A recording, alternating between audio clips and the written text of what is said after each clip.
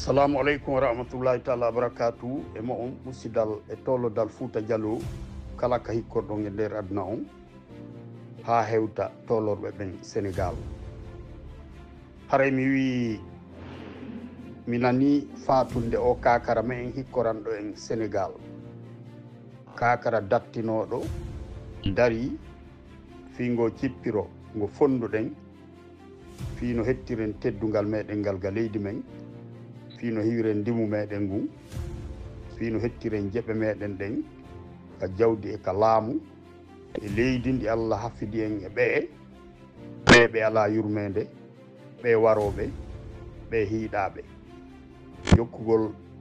Jokkuɓe wargol en la 1958 heɓande ma wetango hande. Hare mi wi inna lillahi wa inna ilayhi raji'un, inna lillahi wa inna ilayhi raji'un, inna lillahi wa inna ilayhi raji'un. Hare yo Allah hinno fure on yo yaafomo, yo wattu ɗum o yaafaɓe. Ñande waɗen no o Allah taw ko yawtanaɓe yaafa si ƴettita. Ɓiɓɓe jawle ko acci Allah ɗo barke mum en suddimo ko rawni Allah sukkumo ko rawno malaikat rahman jaɓɓamo. Yo Allah waɗu jannatul firdawsi on werde makko. Allah yo ɓooyo en habbade en ɓooyi mo neldude. Yo Allah lamɗon muyan en enen hedditiɓɓen enen kadi en anda ko hende tuma Allah lamɗon nodditata en kono eɗen torimo yo okkore balɗe kellal o newna en feere gollugol gollal ngal immiɗen ngal fi mum raɗagol ɓe yimɓe bomɓe jooɗiɓe hoore men ka leydi men tabintinen goonga tabintinen justice ka leydi men enen eɓe Allah lamɗon hafide en ɓen wawen wuurdude e nokku ngotum yahen e nafa jawle ɗe Allah arsiki en ɗen e nder nanodiral e nder pottal e nder jokkere en ɗan on tawruɗen no mawɓe meɗen ɓen. Haray ono hikkorɓe Sénégal on nani o ewɗo men fatunde nden ɗo ko woni fesude kon ko manti kon o kakara feƴƴinɗo ko woni fesude kon nde tawno o kakara o fatodi e suno yi'ugol hiɗen immi fiingo cippiro me en hiɗen fotti hiɗen mooɓi pehe ɗen hiɗen tiiɗi hiɗen darti ɓe huɗaɓe ittaɓe barki jooɗiɓe hoore men no wadde en ko goɗɗo waɗata goɗɗo. Haray on suno mo o kakara mo Allah lamɗon yeɗi moƴƴere ka aduna ɗo hiɗen yalanimo moƴƴere yawmal qiyamati. Suno mo on kakara feƴƴindini on e fee mum yo Allah dandu en enen kadi feƴƴinde haray ɗen suni suno goto on hara en ittande harɓade ka dande me en. Yo Allah dandu en jooɗade ronken immade jonnodiren juuɗe ɗaɓɓen doole ɗen toŋen koko waɗa e hoore men nga leydi me en. Haray Allah lamɗon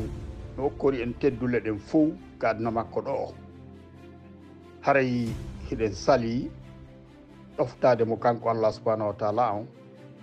ɗen sali teddinde yamirore makko kanko Allah subhanahu wa taala on wiwɗo en wonde si en tindodiri e keefeeroy en dartomo en sali immade waɗen ɗum. Tarika no holli wonde ko enen jeeyi Afrique de l'Ouest on, tarika on no holli wonde ko enen jeeyi ilandema Égypte haa ka baaru Atlantique ko enen fulɓe ɓen woni taa kamɓe ɓen e ndi leydi. Tarika no holli wonde fulɓe ɓen hoɗuno e nder Sahara ɓuri duuɓi guluje 12 ka tawayno on tuma hari maayo no Sahara hari no hecciɗi no wirfiɗi har nokkure nden ko nokkure ka ne'ugol waawi moƴƴude. Tarika no holli wonde hari fulɓe ɓen no hoɗi e nden nokkure on tuma haray cosaneji meɗen ɗin e golle meɗen ɗen batte meɗen o yiyama e nden nokkure duuɓi guluje 12 ɓaawo hikka. Haray goɗɗo jeeya Afrique on ɗo ko ɓuri en enen hiɗen acci won yimkoye iwkoye ka iwri ho koye goɗɗo anda ka iwri koye Afrique central to no ari jooɗi hoore men no wadde sago e men haray fewnike ka immoɗen onon Sénégal hiɗon ɓuri 4 million iwdi Fouta Diallo ɓe mawɓe mum doguno e dogamɓe hoore mum yehi jooɗi Sénégal économie leydi Sénégal ndin hiɗon tawa e ɓantugol mo hiɗon jooɗi toon heli leɗɗe ka noppi mo min noddiri on ande e faale on jaɓal notade onon Sénégal tun si tawno hara on immino itton o farilla komin wi on itton ɗum waɗon sadaka mon waɗon sadaka zurriya mon o hare noon sadaka ɗon tun no dandi o lorra e leydi Sénégal ka joɗɗon ton hare on sadaka mon no tawa e ko walliti en fi no hettiren teddugal ngal ka leydi me en nokku ala e nder laalagal Allah ngal ka moƴƴani en ɓuri Fouta Diallo ka iwɗen ɗon ko Fouta Diallo woni tuɗɗere fulaku ngun wonɓe nder adna lawɓen fof ko Fouta Diallo woni nokkure ka mawɓe meɗen ɓen kohoɓe l'islam yimɓe wondunoɓe gandal wonduɓe nunɗal wonduɓe peewal ɗoftiɓe yamirore Allah subhanahu wa taala nden ko Fouta Diallo woni koɓe sincani en ko Fouta Diallo woni koɓe sinci état théocratique on tawa no dolnuno ɓuri kala organisation jo waɗaɗe nder aduna o saabu américain ɓe doole mum wetango hande ko Fouta Diallo ɓe teyi organisation maɓɓe on systéme de gouvernance fédéral ko ɓe waɗi kon ka leydi maɓɓe ɓe waɗa ɗum ado duuɓi temeɗɗe ɗiɗi feƴƴude ɓaawo ko kohoɓe men Fouta Diallo sincuno ɗum ɓen ka leydi men Fouta Diallo français ɓe colonise ɓen ɓen ɓe naatali Fouta Diallo ɓaawo cippiro e fe fulɓe ɓen ko ɓanni duuɓi 90 fulɓe ɓen no sali jaggede no sali doolede no sali e misal yo islam ko Allah lamɗon okki ɓe kon yo kefeero aru jiiɓa ɗum haray ko nde janfodirno ɗen porte français ɓi no naatira porte français on koye Fouta théocratique on ɓe teyi organisation mo ɓe waɗi on France haray ko en tedduɓe ko nanuɓe teddinede kono ko si en teddini hoore men haray hewti ka immo ɗon e nder de jumare mi nodditi kadi faayi noon fulɓe Fouta Diallo ɓen fof iwdi Fouta Diallo ndin fof guinéenɓe moƴƴuɓe ɓen fof yoɓe tawtu men ka CIFT jonnodiren juuɗe nder ko raɓɓiɗi moɓen peeɗen immoɗen pottinen ɓe heferɓe jooɗiɓe hoore men o yi golle bonde ɗe ɓe woni gollude ɗen o yi ɓe faala organise de élection o yi o ɓe organise de recensement o recensement mo ɓe woni organise ɓe ko hollugol communauté international wonde daliluji ɗin fof ɓe timminiɗi fi organise gol élection libre et transparente onon hiɗon andi ɗum ko fenade organisation libre et transparente waɗetake ka leydi men hiɓe lanci partiji mawɗi ɗin hiɓe raɗi leader politique ɓe mawɓe ɓen ka leydi men o recensement ko ɓe woni wadde hiɗon andi onon tigui wonde ɓe ala e recensude enen hiɓe recensude kula e gooki hotto Guinée hiɓe sali recensude en no haniri noon ka nokkuji me en ɓayri ɓe faalaka yo en tawe e kala ka tawata moƴƴernowodi ka leydi men o recensement noon ko ɓe woni mo warrude so yiɓe recensude kula e gooki ka hotto Guinée hiɓe anni si tawi ɓe jooɗori mascarade électoral woni joni ko élection waɗa ɓe jooɗi hara ɓe heeɓi doole on tuma ɓe hernayi on adna onon fulɓe Fouta Diallo onon iwde Fouta Diallo wonɗon ka nder leydi wonɗon ka ɓaawo leydi onon wonɓe ka nder leydi ɓen o wawata iwde e préfecture yahon e préfecture ɓe ƴantali on e koye kaydi hoy koye ɓe woni jonnude fi recensement o kala mo jogaki koye ɓe yettinaymo ɓe tuƴƴinaymo onon wonɓe ka leyɗe janani on natata lagine on hollali attestation wonde o recensino si on hollali ɗum onon kadi ɓe tuƴƴinay on ka aéroport ɓe tuƴƴinay on ka frontiére ji no gasa ɓe salona toon ka leydi mo ka leydi ndimanta meɗen ɓen cippi hibbi ƴiƴam mum tabintini gonga hoɗi e hoore teddungal accanen ye wuuro e hoore teddungal haray ko ɗum suti on o recensement ko ɓe woni wiide ɓe wadde fenande ɓurali nde janfa ɓurali mo joni noon hiɗon jogui ɓiɓɓe mo on ɓe Allah itti barke e mum jokkuɓe ɓe no kellande ɓe wowde ko feetuɗo wolata e waccugol e mantugol dumbuya ko ɗum image ji fof Doumbouya woni haylinde nder adna o on yiɓe immi e nder adna on kadi ɓe immini yimɓe meɗen yimɓe fuufafuɓe yimɓe ittaɓe barki yimɓe sadaka leñol ngol ɓen no gindude no waɗande ɓe propagande haray ko tuma ɗum ɗon fof gasi ɓe waɗa ko ɓe inni kon élection ko ɓe inni kon élection libre et transparente ko annduɗon haray leader ɓe men ɓen tawaka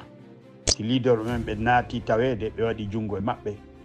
ɓe yeeɓay fi maɓɓe ɓe anniyaki immade ka jullere kaɓe jooɗi ɗon ɓe anniyaki accutude nokkugol jawle meɗen ɗe ñoƴƴa ɗe nokka ɗe ira ɗe jonna ɗe rane ɓen ɓe yaltida e mum ƴetta ko hedditi kon asa ira ñaama beru mum on beru ɓengure muɗum nden weelina hedditiɓe ƴetta ko hedditi kon ɓe sooda pinkase memmini ke ɓe fella en ɓen haɓɓiɓe jotto hoore men haali tagge e konto duɗɗi ɗen konto ittuɗen nde lo'ere konto ittuɗen nde jaasere mo miijitike o junnata miijo ngo o yiyay ka duɗɗi ɗen ɗon kaka janfodirno ɗen ɗon janfodirɗen liɓuɗen arsilamako Fouta Diallo on ado portoɓen arde sollintinɗen liɓugol arsilamako Fouta Diallo on ka janfinoɗe Almam Boubacar biro sayin ɗin ɗen mo taƴuɗen sala makko o jonɗen portoɓen ɓe arde mum o miijitike o junnata miijo ngon goyayi ha ɗon ngo duɗɗo ɗon haray noon no wodani e weetango hannde immagol fahinan anditen nden bonnere nde mawɓe meɗen bonni torɗen Allah subahanahu wa taala on yo yaafu mawɓe meɗen nden bonnere maɓɓe aadanoɗen Allah wonde enen en ñawndey nden bonnere ñawdiren nde honɗum fewtugo Allah subahanahu wa taala on toromo yaafuye torɗen mo yo fewnu en torɗen mo yo okkoren feere no moɓodirren no jollodiren juuɗe moɓen peeɗen ton en ɗi piiji bonɗi onaɗi waɗede ka leydi men saabu leydi meɗen ndi waɗama leydi yeddirdi hiɗen jooɗi ɗen ayni wiɓe no janggi Qur'an hunjimo no ɓaŋori Fouta Diallo no ari helti koppi mum no du'anoɓe heferɓe hiɓe jonnede mbukoy ɓe ñaama koy ko jahannama ɓe woni ñaamude ɓe jonnede otoy kaɓe haylo ko jahannama ɓe woni natude e mum haray ene eɗen suti ɗum no wadde hiɗen jooɗi deƴƴini hiɗen acci ɓe no sincude yeddugol Allah subahanahu wa taala on ka leydi men yeddirgol mo jina yeddirgol mo wargol miskinɓe yeddirgol Allahu lamɗo nanngugol miskinɓe sokaɓe hara ɓe woñaɓe hibba yeddirgol Allahu lamɗo on bonɗugol jawle men ɗe ɓirɗe lakkere keɓuɗen yeddirgol Allah subahanahu wa taala on neɓata haɗugol e rewen mo kanko Allah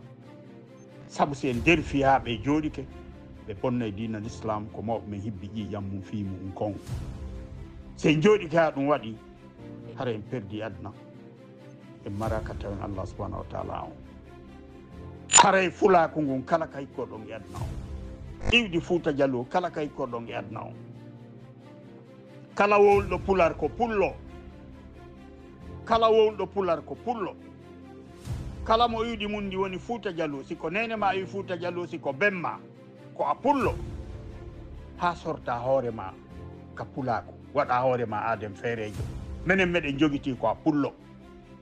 minen meɗen jogiti mande jalong ala ko fenade sincade juuɗe alpha nde yimɓe fuufa fuu ɓe jogiti ha weetago hande minen meɗen woppi ɗum pottini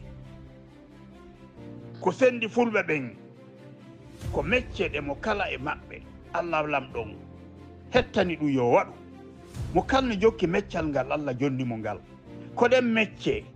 koɗen ɗon waɗi siɗen wuuri e hoore teddungal Fouta Diallo leso no lesude saño no sañude tafo no tafude janno no jannude ayno no aynude koɗen golle fof yawɗen e nafa mum koɗen golle fof woni e misal fondation Fouta Diallo on ko ɗum tawɗen en wata bonnude ɗum arremowo on si tafo on tafali keri kin e tenirde nden e kafa maɗa kan e laɓ maɗa kin ko honno wurirta ne o won si o ne'aali heɓeten ɓiraɗam heɓen kosan heɓen tewu heɓen guri ko hutorten kon ko honno wurirten saññowo o si saññaali ko honto itteten leppi ɗin honto itteten ko ɓortoɗen kon haray woppe potti noon wowloɓe fi bande jalon woppe ɗum potti noon kala wolɗo pular ko pullo sona suutuɗo hoore mum mo suuti hoore mum noon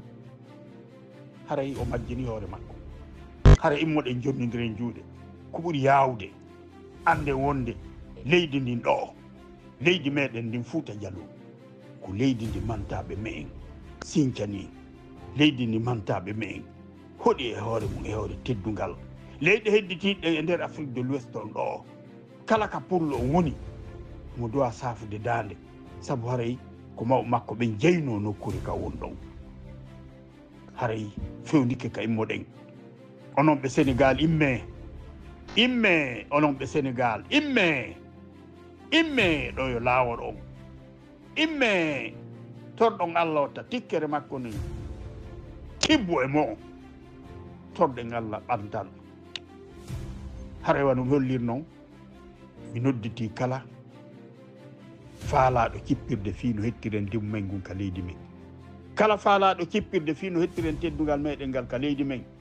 kala faalaɗo cippirde fii en iw ko wengiɗen kon ka jananiri hewtiten ka leydi mawɓe men en wuuren gurdam teddungal naftoren jawle ɗe Allah arsiki en ɗen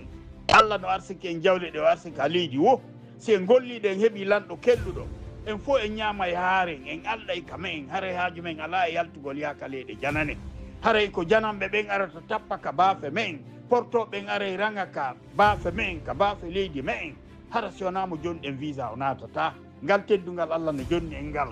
ko noon fulɓe Fouta Djallon iidi Fouta Djallon haɗi naftore ngal teddungal on torama immagol par ce que nde jumaru e teddude mum onon kakaraji Fouta Djallon immiɓe datti dari ɓen onon kakaraji CJFD